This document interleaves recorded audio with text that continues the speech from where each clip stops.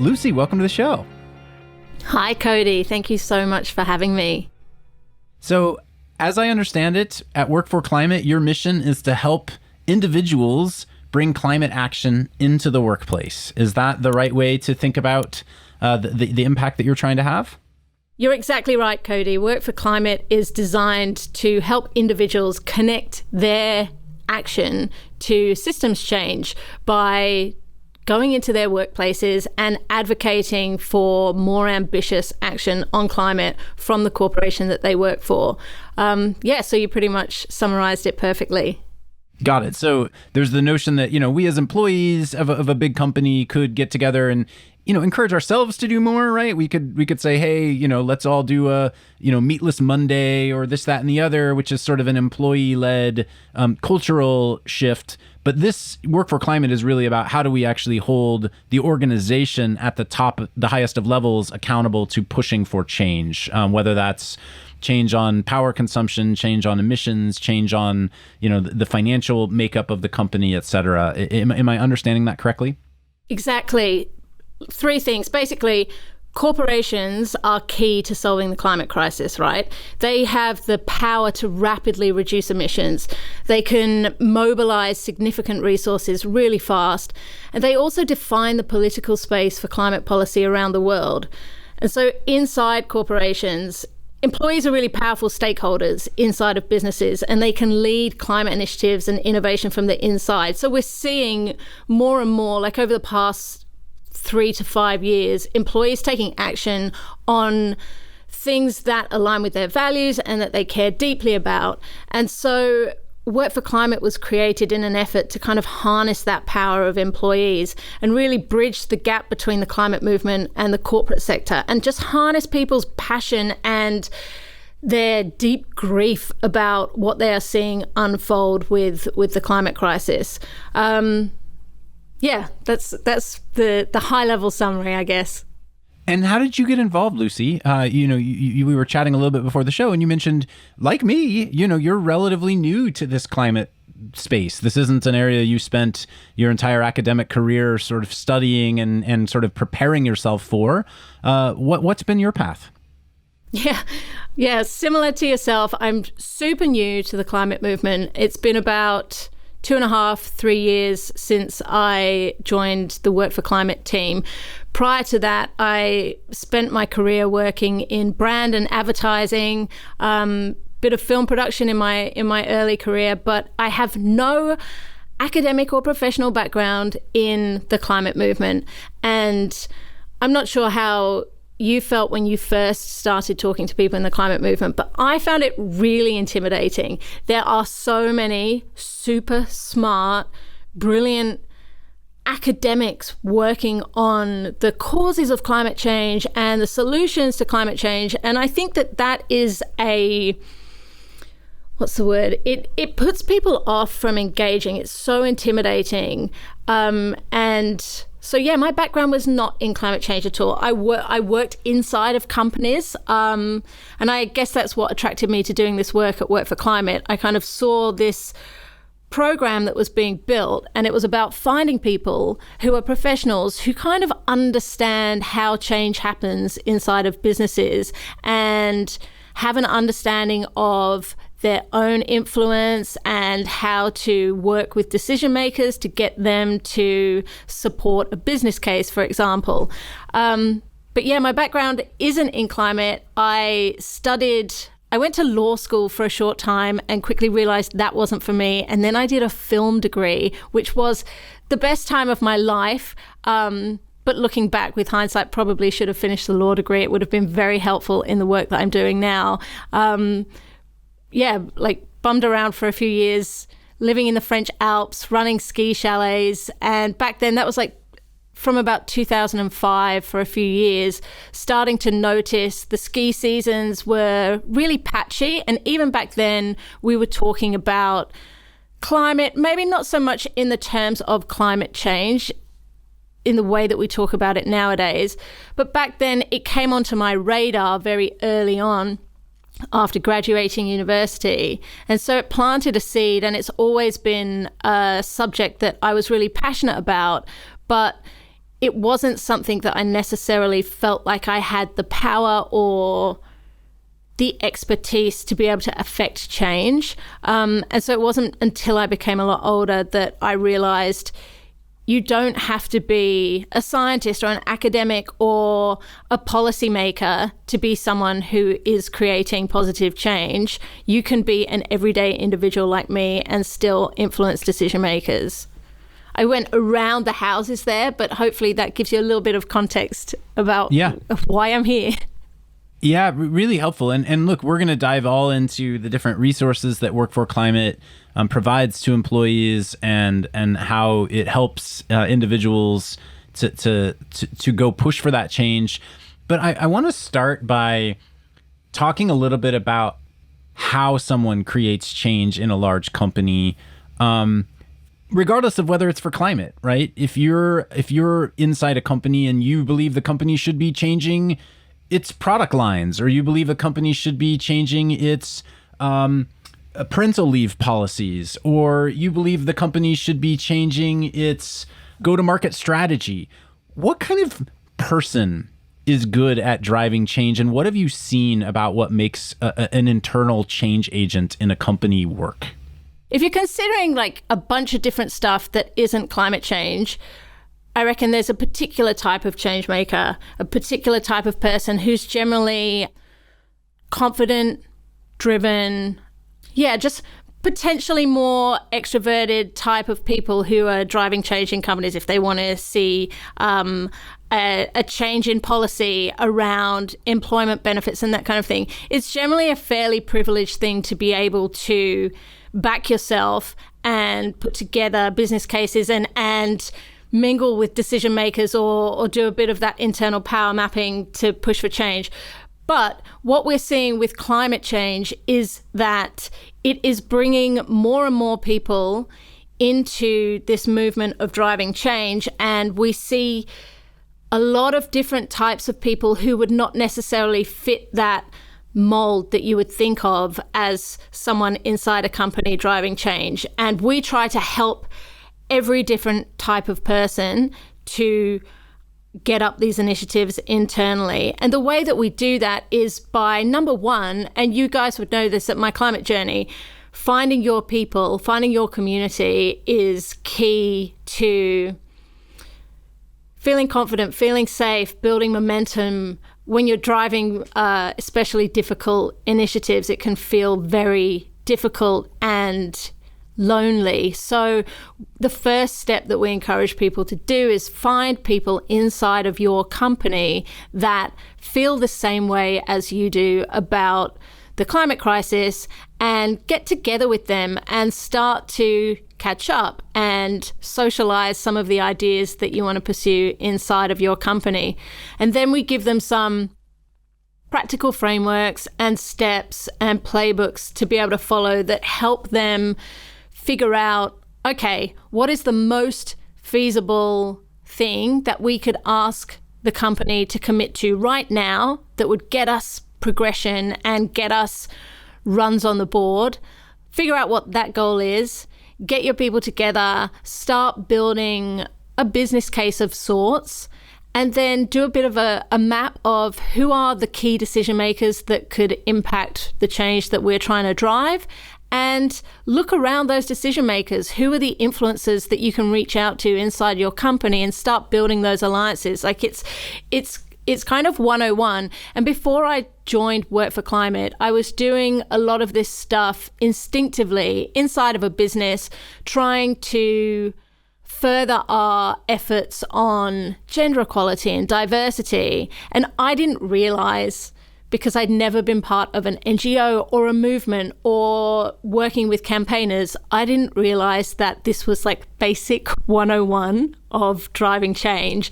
And so we're trying to take the basic 101 of driving change and codify it and distribute it to employees all around the world. Such a good acknowledgement, I think, first of all, that, typically you think of a change agent as someone who does have a seat of privilege because they're pushing controversial topics potentially, and potentially are putting their livelihood at risk in order to push for a greater good. And not everyone necessarily feels comfortable that they can do that. But I think crucially, secondly, I'm hearing from you a message that when it comes to climate change, because it affects everyone, one kind of secret weapon that organizers inside a company can have is this notion of building this feeling that, hey, there are more of us.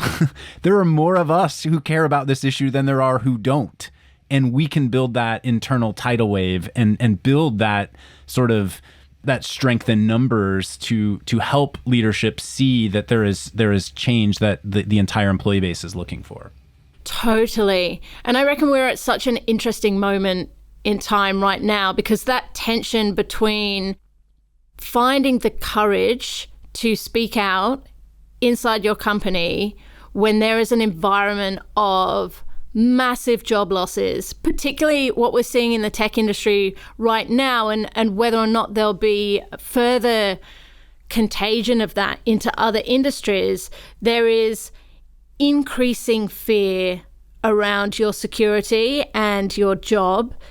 But then, like, we're talking on the day after the release of the IPCC, the final report of 2023. And so that is like this increasing reiteration of the urgency that we're facing with climate change right now. And we are still hearing from employees who want to keep pushing on. They're even in the face of maybe I will lose my job. And my colleague has been talking to some of the, would you call it a green team? Yeah, maybe it's a green team inside of one of the big tech companies. And there have recently been a number of them who were laid off in the past month. And there are also some of the green team still inside that company, and they feel like, is taking this action, is speaking up, is that going to put me more in the firing line when they're going through that list of making cuts? But they are still prepared to pursue action at work despite that risk. But yeah, it's a privileged position to be in, certainly when you're in a company and you kind of know that you can step up and take a risk. Yeah, you actually are kind of hit the next topic I wanted to talk about, which is this notion of green teams. How much maybe define what a green team is for folks who haven't heard that phrase for us? And then how much does this notion of a bit more sort of formally organized group of people that actually create, this name and identity for themselves of being a green team, how much does that factor into the WorkforClimate playbook and ethos? Yeah, so green teams, in my experience and from what I've seen, are these groups of people that come together. They self-identify as, yeah, we really give a damn about climate. We want to take action at work, or we want to see our company doing more stuff to support climate action. And they're self-organizing, and they're extremely motivated. They're extremely passionate. And quite often we have green teams or a representative of a green team reaching out to us, and generally they don't have technical backgrounds in sustainability. So they are the group of people who would identify as non-sustainability professionals. So our audience is grouped into two separate areas. One is those non-sustainability professionals, people who potentially know how to drive change in a company, or they're very skilled at leading initiatives or running projects or driving changes, but they are baffled when it comes to decarbonization. Then on the other hand, you have sustainability professionals who often have a mandate from their company to be driving change, but they don't necessarily have the resources in order to deliver that change. And they quite often come from, by the nature of the job, those very technical backgrounds where they are not experienced at engaging and mobilizing the entire workforce to get behind initiatives. So we try and help those groups of people with more of the changemaker stuff. And what we try and do is help the green teams with frameworks for change. Like, these are the things that companies need to do in order to drive change. And we give those to those people. Off you go. Then with the sustainability professionals, they know what needs to be done, but they need to get it ramped up. So we help them scale up their influence, their leverage, and like I said, engage and mobilize more of the workforce. What we're finding with green teams is that the framework that we use is kind of like a decarbonization framework, and it's a derivative of Project Drawdown's employee handbook, the guide for corporations. So we refer to our work as Drawdown aligned, and we've partnered with the team at Project Drawdown a few times because they are incredible, and the research that has gone into developing this book of like, this is what it looks like for a company to go all in on solving the climate crisis. So we take their methodology and we've distilled it down to the most urgent things that need to happen in order to decarbonize a business. And that's grouped into 4 areas, which are renewable energy. So getting your company to switch to 100% renewable energy as fast as possible. And that's quite often the most feasible, easiest goal for people to work on initially, because it's simple compared to some of the other changes that we are encouraging companies to follow. So we've got renewable energy. Then the second part is rapid decarbonization. So committing to a science-based target, getting a science-based target approved for your net zero plans. So not some way distant net zero goal that is relying entirely on bullshit offsets to be able to reach that number. Like a science-based target, or a target that is in line with the science. It doesn't have to be a official science-based target. So that is your scope 1, 2, and 3 emissions reduction pathway. And we help employees to push for immediate action. So not just getting your company to commit to something for 2050 or 2030, we coach them through, okay, how is our company going to reduce emissions year on year by 7% at least, starting tomorrow? What does that look like through every single department and function in your company? So we've got renewable energy, rapid emissions reduction. Then we have money, so financed emissions, and looking at where your corporate cash is invested, where your employee retirement funds, your 401ks, your 403bs, or if you're in Australia like I am, your superannuation, like where are those big pools of money invested? Are you investing in fossil fuel expansion? That is what we need to stop immediately. So the money area of a company's emissions, financed emissions, is the next thing that we get employees to explore. And then lastly, but I would argue most importantly, is lobbying and advocacy. There are some very bad actors in preventing climate solutions from happening. Obviously, we know that. We have the fossil fuel companies who are just not moving at all, let alone fast enough. But then we also have the entire corporate sector, which is pretty much being a bystander at the moment. And what we need from the corporate sector is lobbying and advocacy so that governments are regulating, are creating policy that is going to create the environment that we need in order to solve the situation. So we work with our partners at Climate Voice, who are amazing advocates for employees to pressure their companies to be lobbying for climate. So we've Bill's got those been a guest 4 on the areas. pod before, Bill Weil. Yeah. He's an incredible man, and we are extremely supportive of the work that Climate Voice are doing. And we almost off-ramp in each of those 4 areas, that framework, there's almost like another organization that we then will off-ramp companies to, so that is the expert that they start speaking to. And Climate Voice is that example with lobbying. Great. So I'm hearing, kind of taking in all that you were saying, an organization will have this green team, which are dedicated, potentially non-sustainability trained employees. Then we'll have a sustainability team that has technical experts in the work, and a company may or may not already have the policies in place that they want to pursue. If they have a sustainability team, presumably they are working on them. So the green team may be in the role of influencing the company to take action in the first place, or it may be in the role of influencing accountability of existing declarations that the company has made and trying to map and marry sort of long-term goals with real-term operating realities.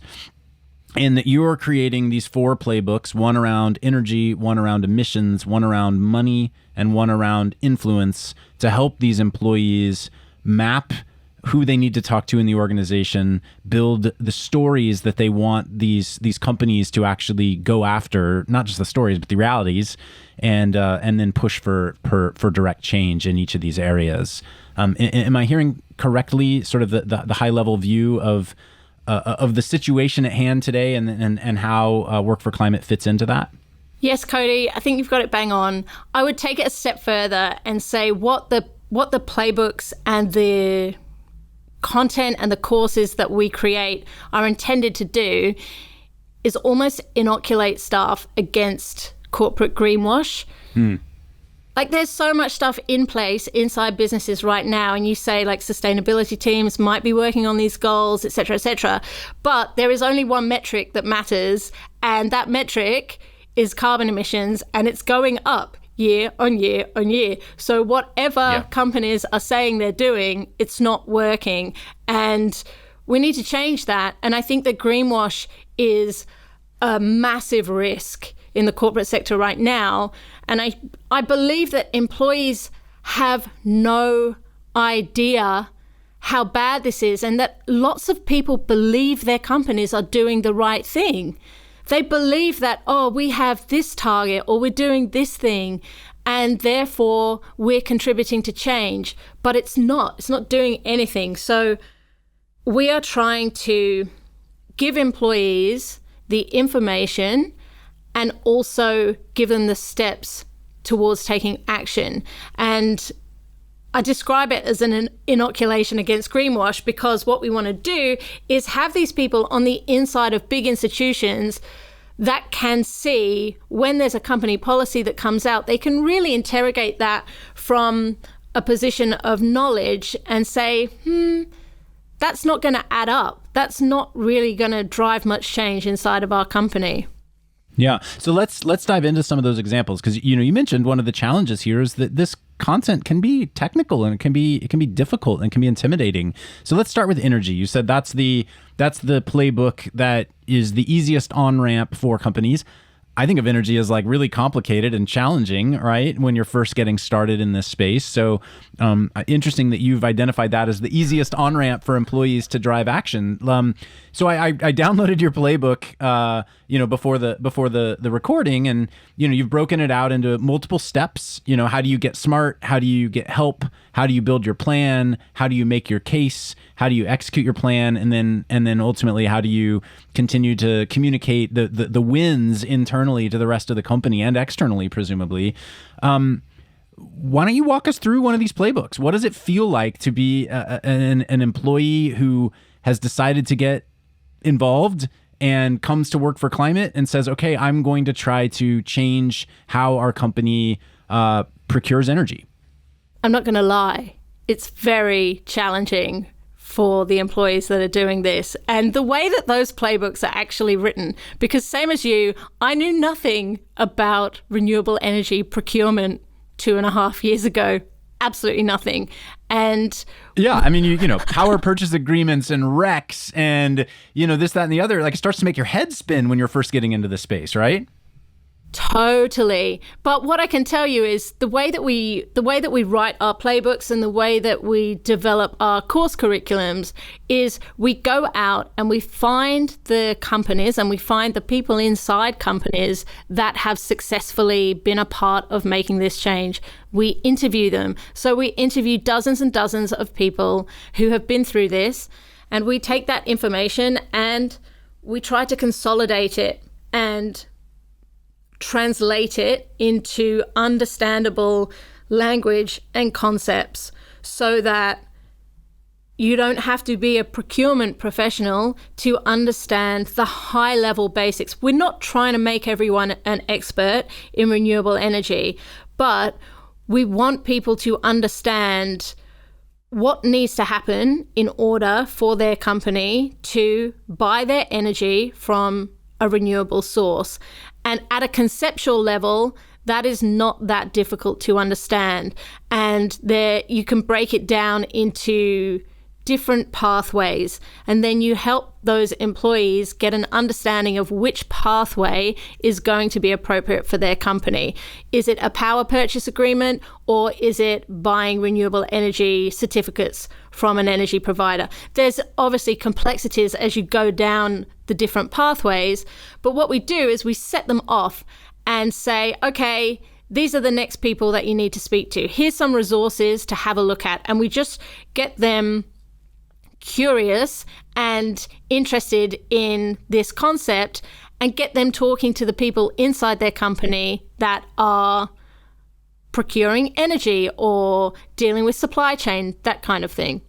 So for our listeners, who some of whom are quite experienced in this area, as an example, like if you're trying to help your company think through, or you're trying to make a recommendation to your leadership at your company on whether they should be going direct to a renewable energy retailer, or they should be negotiating a power purchase agreement, or they should be buying their own solar panels for the company. What are some of the pros and cons that you're seeing teams have to grapple with in each of these areas that they have to kind of get smart around in order to recognize what the company should be doing? One recent example is a corporate workshop that we were doing with a really big health insurance company here in Australia, and we had been approached by their green team. They didn't have a sustainability department, but by their green team, who want their company to be doing more on climate. And we'd given them our playbooks and a bunch of the tools, and then we were invited in to help them map out, okay, what are we doing? What are the next steps? And with renewable energy, we talked through some of the options for them. And one thing that came up, which comes up from a lot of people that we speak to inside companies, is the property that they're in. We were talking about solar panels, for example, as one element of their renewable energy plan, if you like. Putting solar panels on the roof of their assets. Now, that is a win-win for everyone. Like, it's a win for the company. It's a win for the asset owner, the asset being the property, right? The real estate owners. But the challenge is when a building has multiple tenants inside of it, so there's a bunch of different companies all renting in the same property, maybe they all want solar panels on the roof, but none of them are speaking to each other. They think it's a perceived problem. We perceive this to be really hard because how will we get all of the other companies on board with this change? Well, guess what? That's basic organizing. It's that 101 that we talked about at the beginning. So we get those employees, or we get representatives within one company talking to another company, and you get them all together and they go to the landlord of the property and they put together a plan. So we've seen some enormous success from that inside of companies. And yeah, like I say, we were just in this company and they had this perception that it would be impossible. But because we've talked to so many people that have done it before, you can make them feel confident that it's an achievable change. Great. I love the example. That's super helpful. Well, and let's move on to the next one, which you said maybe influence is the most impactful, but I think you said emissions might be the meatiest, right? Because this is like directly, how are we setting a plan today to reduce the emissions of our company starting this year?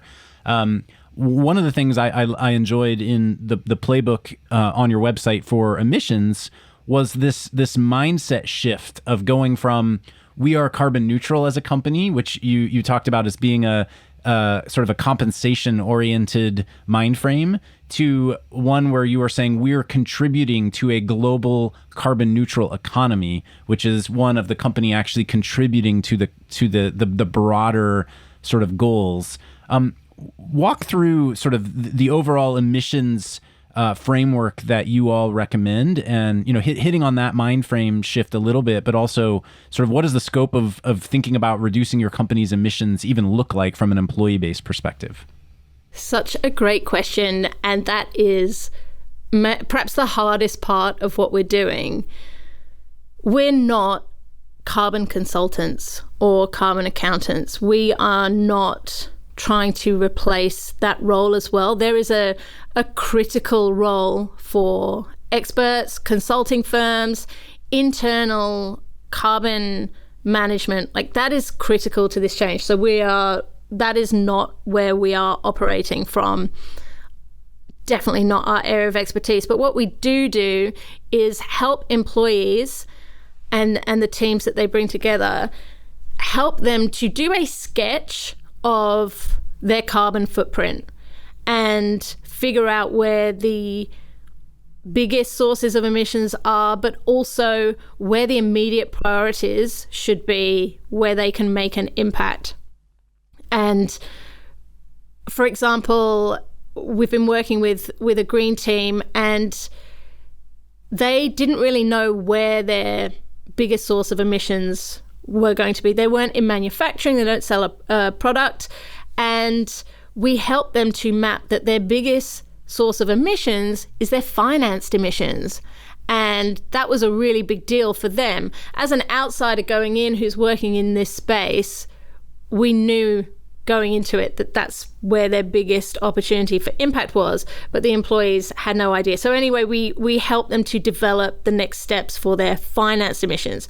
But for a company that has really large scope 1, scope 2 emissions, what we would try to do is get them in a place where engaging with a consulting firm, they're almost like one step ahead, or a consulting firm can come in and really hit the ground running because the company is already interrogating where they can start to make changes.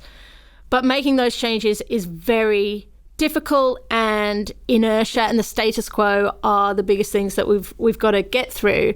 And what we really want to do is kind of build a green collar workforce. So educate as many employees as we can to get this climate first mindset. And the analogy that I think of is when we went through the digital transformation, and you hear lots of people talk about this, like companies, we've been through transformation many times before, and now we've got to go through a climate transformation or a carbon transformation. It's like the digital transformation, and I remember being told years ago, you have to have a digital first mindset. And at the time, people being like, what does that mean? And heaps was invested in educating employees around digital transformation. Well, now we have to educate employees around climate transformation. So we're trying to educate people to give them this climate first mindset so that they can figure out how to solve these problems. A consulting firm cannot figure out for a company the fastest way to reduce their emissions. We, as WorkforClimate, cannot help a company figure out the fastest way to reduce their emissions. But the people who can are the people inside of a business who know the product, who know how everything works, and have the smarts to think through, okay, how are we going to flip this on its head? How are we going to transform everything?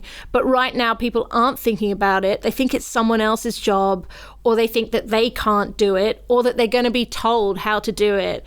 But no one's coming to save us. And we believe that professionals can kind of, if they've got the information, they are going to be able to work on solving this problem, and that will help accelerate progress. The digital transformation is such an interesting metaphor that I tend to use as well, only because I lived it in my lifetime, right? Like I saw that companies shift to being digital first. And organizationally, you had upstart companies that were digital first, mostly the tech startups, the Googles, the Facebooks, the Yahoos back in the day that were sort of driving digital change, but they weren't in industry, right? They were these tech companies on the side. And in industry, people started to see that, and they would hire maybe a chief digital officer or a chief innovation officer, who, would ultimately try to create culture. But culture has to happen organically, right? And some companies hired the right people, brought the right people into roles, brought digital natives into these companies, and did ultimately shift the company into a digital first future. And some companies just died.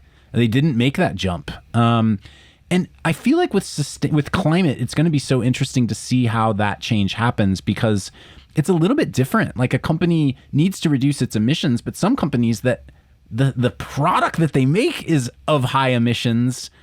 Like, how do they change themselves? It's such a challenge. Yeah, that's an impossible one to solve, isn't it, really? And I think if a company's product is a direct source of emissions, there's a problem there. And I'm not sure WorkforClimate or employees are going to be able to transform that company. And that's when a business model needs to be examined, right? Yeah. What are That's you, right. who are you becoming as a business? And Right. if you are not here to help society live well, be well, like, what are you doing? Especially if it's a newer company, Yeah. like, what are you doing starting a business in the 2020s that is contributing to direct emissions? Yeah. Yeah, It that's sounds like mad. your sweet spot then is really companies that, emissions are a byproduct of what they do, but it's not their core product isn't necessarily a heavily emittive company. And so you're helping the company fine tune itself and make the right choices going forward to set itself up for future success. That to me is what I'm hearing when it comes to how do we reduce emissions. You're not going to walk into an oil and gas company and say, how are you reducing your emissions today? That's a tall order. Ultimately, they need to completely change their business models. But you can help a company that is building a consumer clothing line to think about how they're doing things the correct way, or a software company to think about how they're doing things the correct way. Am I hearing you correctly, Lucy? Yeah, totally. So WorkforClimate is a part of the climate movement. So we don't exist on our own, and we're an NGO-backed startup, if you like. So we're a part of a bigger organization called the Sunrise Project, and the Sunrise Project works on campaigns around the world to essentially cut off the finance to the expansion of the fossil fuel industry. And so WorkforClimate is a program that was set up designed to build power with employees, but within a really specific group of companies. So like you say, we are not going to get fossil fuel companies to reduce their emissions by getting their employees to push for change internally. Also, there's a lot of companies that are doing some really great stuff already who are leaders in this space. If you look at companies like your Atlassian or Microsoft, there's some companies that are doing great stuff in this space. We want to look at those companies in the middle who are sitting on the fence. They're not necessarily laggards, but they have so much power in shaping policy globally and in influencing fossil fuel companies and where their corporate cash investments are and that kind of thing. So we are very specific in our approach to who we are trying to reach inside of companies. And a really interesting thing is starting to happen. So we were born out of the climate movement, and we've developed these educational programs for employees that teach them about driving change on climate inside of companies. And we thought that we're going in with this agenda, if you like, almost. And I talk about inoculating against greenwash, but a really strange thing is happening, which is companies are now coming to us and saying, can we use your tools for our employees? Our employees are asking us to engage them on climate. Can we use your tools? Can you run your courses inside of our companies?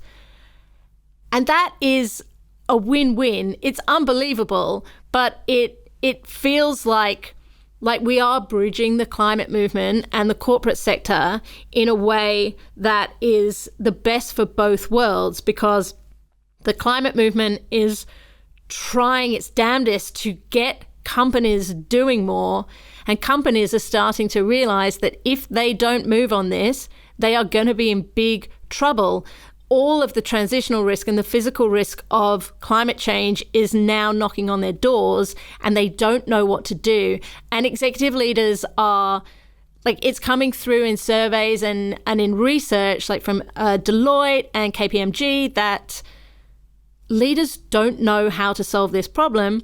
They're saying that they don't have the internal skills and capabilities. So here we are in the middle of the movement and the corporate sector saying, well, we're creating these tools that put it into the hands of your employees so that they can solve your problems for you.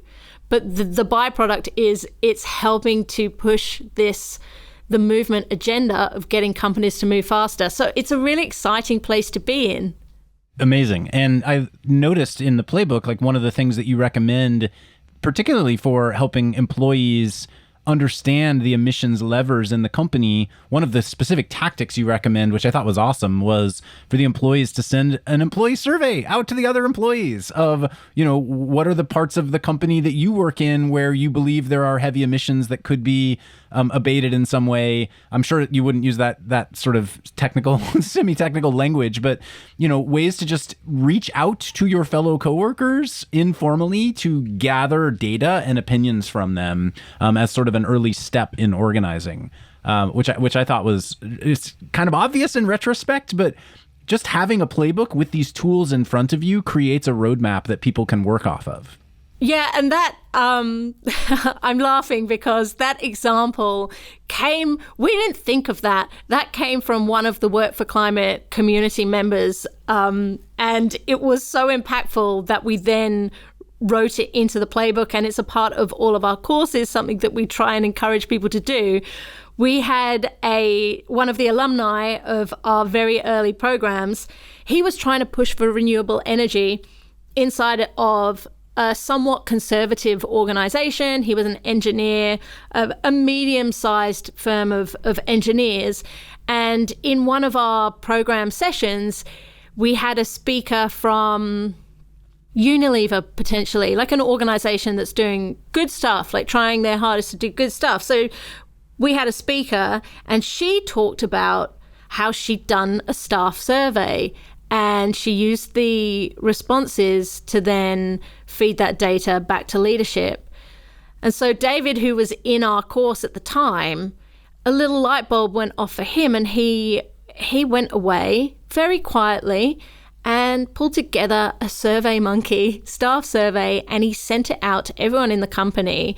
And he constructed it in a way that he knew the case that he wanted to build. So he asked the questions to get the answers that he needed in order to build this case for renewable energy and building out solar.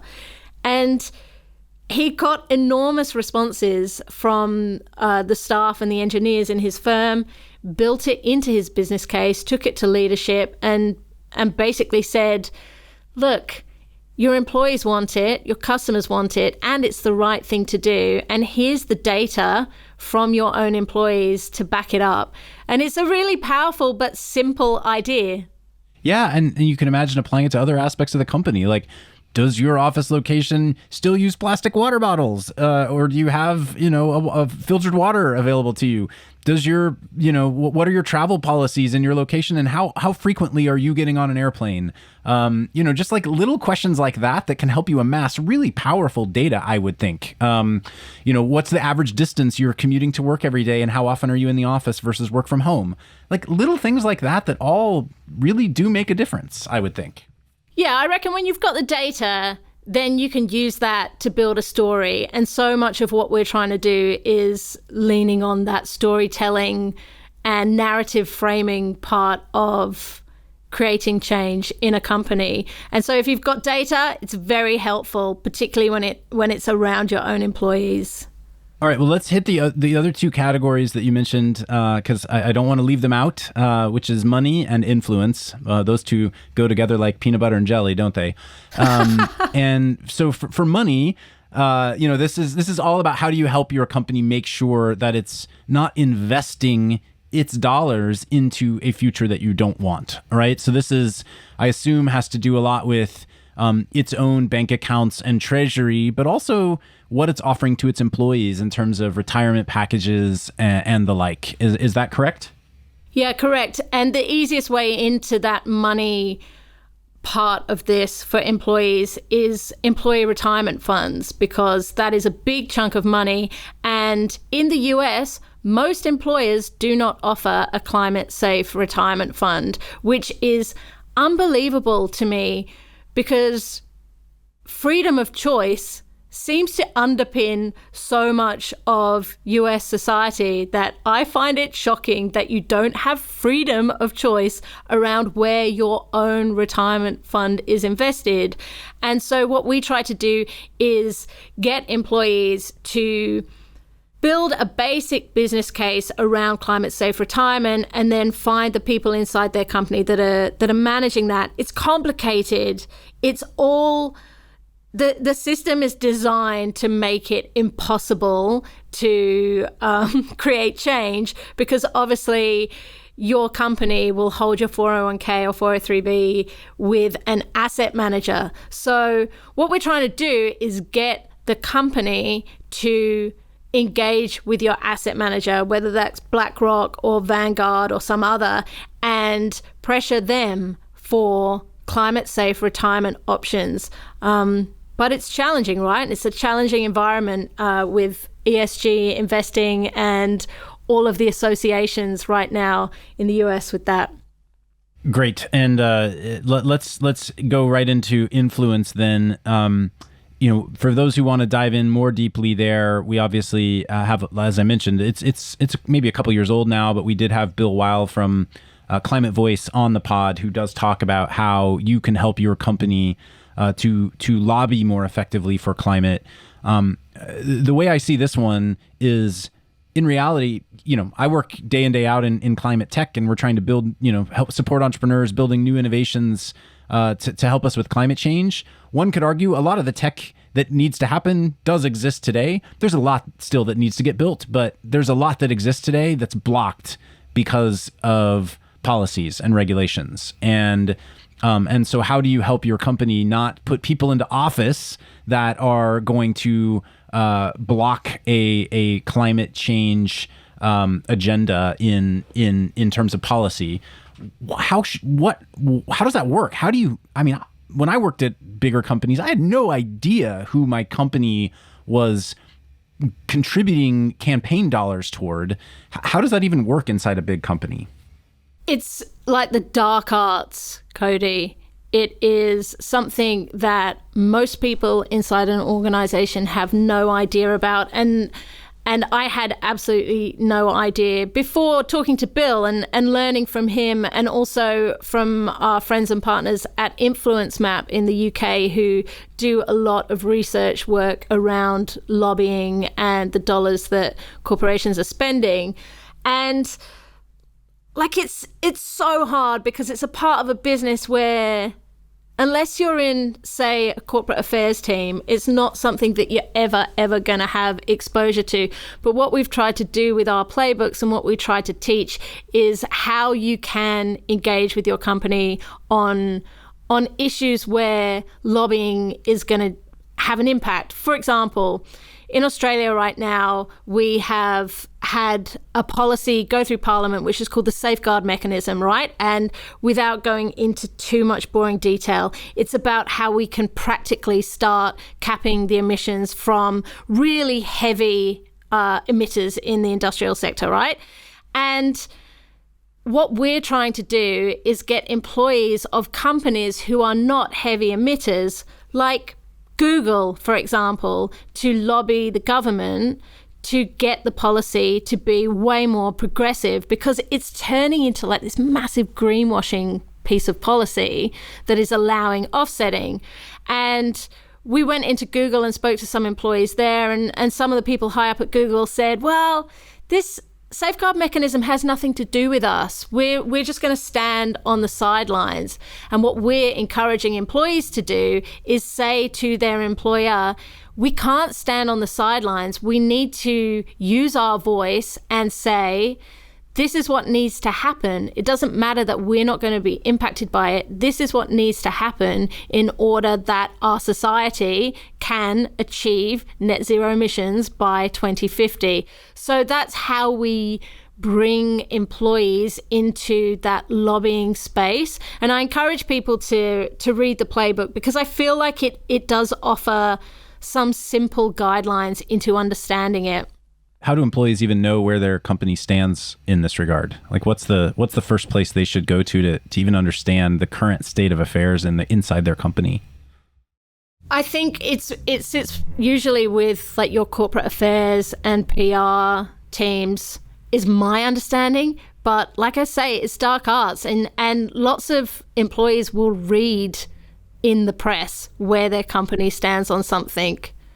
Yep. And I mean, I think your example that you gave was spot on. The same thing happened, I think everyone in the climate movement, for the most part, and I don't want to say everyone, many people in the climate movement have celebrated ultimately what's come out of the Inflation Reduction Act. But if we forget that was basically dead, there was a bill that was in the House and had been passed in the House for 9 months, maybe longer than that was trying to make its way through the Senate, which had a bunch of climate funding, and ultimately didn't make it. And it transformed itself into the Inflation Reduction Act over time. But there was a big effort to try to get corporations to lobby in support of passing those climate provisions that didn't work, frankly. And it's a reminder that this is very real, and we could be living in a very different reality from a climate policy perspective, hinging on 1 or 2 votes in the U.S. Senate, which is terrifying for the whole globe, frankly.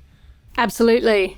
Yeah, absolutely terrifying. But like you say, the corporate influence piece of that is critically important, and CEOs, executives, boards are making decisions every day, and they are influenced by a bunch of different factors. They are influenced by regulators, they are influenced by investors, by customers, by their supply chain, and they are influenced by their employees. So even if that is a case of getting your group of employees or doing your employee survey and asking your fellow staff members the question, do you think our company should take a public stance on X policy or Y campaign, and sending the results of that survey to your CEO, it might not achieve an immediate outcome, and it might not be something that you see the change happening from immediately, but that is going to add to the pressure that those boards and CEOs are experiencing from their activist shareholders and investors, or from the external campaigns. So it's all about creating the environment for those decisions to be made so that companies are no longer sitting back and just enjoying this time where they can maximize profits, when really what they need to be doing is investing in solving this problem. Yeah, I mean, especially comparing their voting, their lobbying records with the public pledges that they're making in sustainability feels like a very powerful lever that employees can use as well. Well, Lucy, listen, this has just been an amazing conversation. We've tackled so many different ways that individuals can take action inside their companies. What are the ways that you recommend anyone who's inspired to take action today can or should lean into the work you're doing? I would say check us out at workforclimate.org, and there's a bunch of free tools and resources available on there. So just have a read of some of the content. And if you find that you are interested in taking action at work and you get stuck into some of those free tools, then have a look at the courses that we've got available. We're currently producing an online course that will be available around the world. So that's an easy way in for people who are aspiring change makers but who don't know where to start. And we also run a fellowship program for people who are maybe more established in having some of these conversations at work and really want to get stuck into some deeper change inside their company. So have a look at the fellowship and the courses that we offer, and just reach out. We have a Slack community as well. So it's the most powerful element of this, as you would probably attest to, Cody, is that when you have that community of people and peers reaching out to one another and sparking ideas and learning from each other, that is when change happens that we can't even imagine yet. So jump into the Slack community, and I'd love to see you there. Lucy, thank you so much. Anything we should have covered or we didn't talk about today? No, I don't think so. We covered heaps. All right. We covered heaps. I love it. That's a very good Australian way to end the conversation. And I so appreciate you joining us today, and thanks for your time.